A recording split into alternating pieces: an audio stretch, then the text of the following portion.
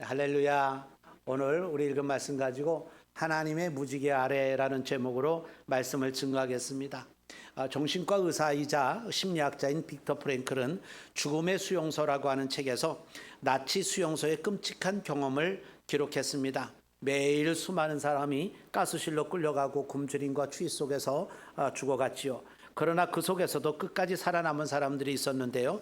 프랭클은 그들의 공통점이 삶의 의미를 붙잡은 자였다고 말합니다. 삶의 의미를 붙잡은 자. 그는 이렇게 썼습니다. 삶의 이유를 아는 사람은 어떤 고난도 견딜 수 있다. 홍수 심판 이후의 세상도 비슷했습니다. 물은 물러갔지만 세상은 폐허였습니다. 수많은 생명이 사라졌고 노아와 그의 가족만이 살아남았습니다.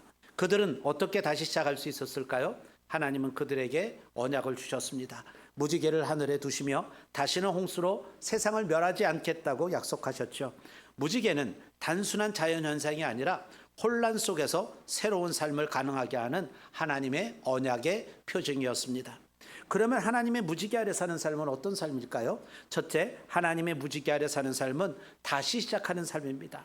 1절을 보시겠습니다. 하나님이 노아와 그 아들들에게 복을 주시며 그들에게 이르시되 생육하고 번성하여 땅에 충만하라.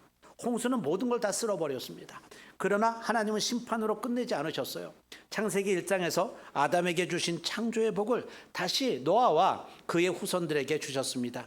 구약학자인 빅터 해밀턴이라고 하는 분은 이 장면을 재창조의 시작이라고 설명합니다. 심판은 끝이 아니라 새로운 시작의 무대였던 것이죠. 그리고 3절에서 하나님은 땅의 모든 산동물은 너희의 먹을 것이 될지라라고 말씀하십니다. 이전에는 식물만 먹을 것으로 허락되었지만 이제는 고기도 허락됩니다. 이는 단순한 식생활의 변화가 아니라 새로운 시대의 질서를 의미합니다. 하나님은 무너진 세상에 새로운 질서를 부여하시고 인간이 살아갈 수 있는 길을 열어주셨습니다. 이처럼 하나님의 무지개 아래 산다는 것은 끝난 것처럼 보이는 자리에서 다시 시작하는 것입니다. 팬데믹 이후 무너진 가정과 교회, 혼란스러운 사회를 보며 낙심할 때가 많습니다. 그러나 하나님의 언약은 우리에게 다시 시작할 용기를 줍니다. 무지개는 심판의 종지부가 아니라 은혜의 새 출발선입니다.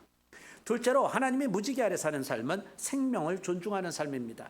5절과 6절 보실까요? 내가 반드시 너희의 피 곧 너희의 생명의 피를 찾으리니 짐승이면 그 짐승에게서 사람이나 사람의 형제면 그에게서 그의 생명을 찾으리라.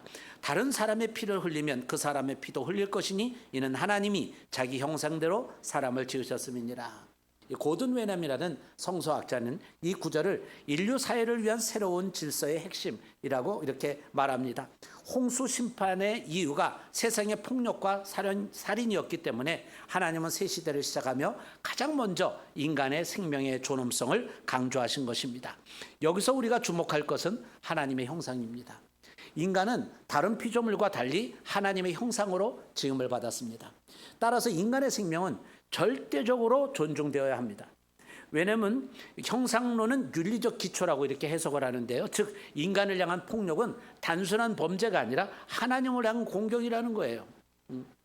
오늘 우리의 사회도 폭력과 살인, 전쟁의 위협으로 가득합니다. 뉴스마다 생명을 가볍게 여기는 사건이 끊이질 않습니다.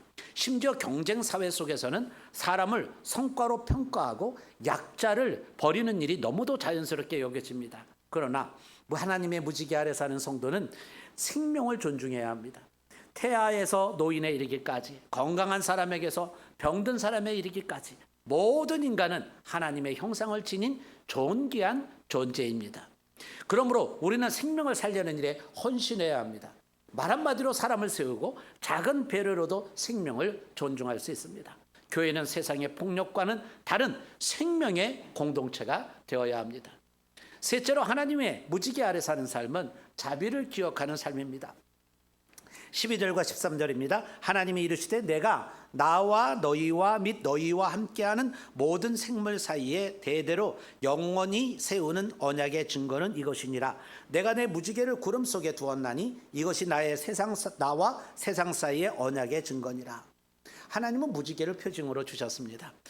구약학자 해밀턴 교수는 무지개를 하나님의 전쟁 무기인 활을 하늘에 걸어둔 것이다 이렇게 표현을 했어요. 참 멋진 표현이죠. 전쟁이 끝나면 활을 벽에 걸어두듯이 하나님은 심판의 무기를 거두시고 은혜와 자비를 선언하셨다는 것입니다. 그러면 무지개는 누구를 위한 표징입니까? 본문은 반복해서 말합니다. 무지개가 구름 사이에 있으리니 내가 보고 나 하나님과 모든 육체를 가진 땅의 모든 생물 사이에 영원한 언약을 기억하리라. 하나님은 인간에게 언약을 주셨지만 동시에 스스로 언약을 기억하시겠다고 약속하셨습니다.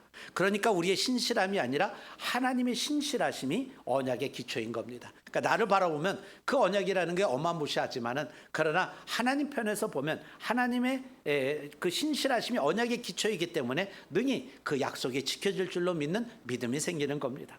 노아와 그의 가족이 매번 무지개를 볼 때마다 그것은 단순한 자연현상이 아니라 자비의 기억이었습니다. 하나님은 인간의 악함을 아시면서도 다시는 전 지구적 심판을 내리지 않겠다고 약속하셨습니다. 무지개는 심판보다 자비가 더 크다는 사실을 보여주는 표징이지요. 오늘 우리도 무지개를 볼 때마다 이 언약을 기억해야 합니다. 세상이 혼란스러워도 하나님의 자비가 여전히 세상을 붙들고 있음을 믿어야 합니다. 성도의 삶은 하나님의 자비를 기억하며 감사하는 삶입니다. 사랑하는 여러분, 하나님의 무지개 아래 사는 삶은 어떤 삶입니까? 끝난 것 같은 자리에서 다시 시작하는 삶입니다. 하나님의 형상을 따라 생명을 존중하는 삶입니다. 그리고 심판보다 크신 하나님의 자비를 기억하는 삶입니다. 홍수 이후의 세상은 여전히 불안하고 혼란스러웠습니다. 그러나 무지개가 하늘에 걸린 순간 세상의 역사는 시작되었습니다.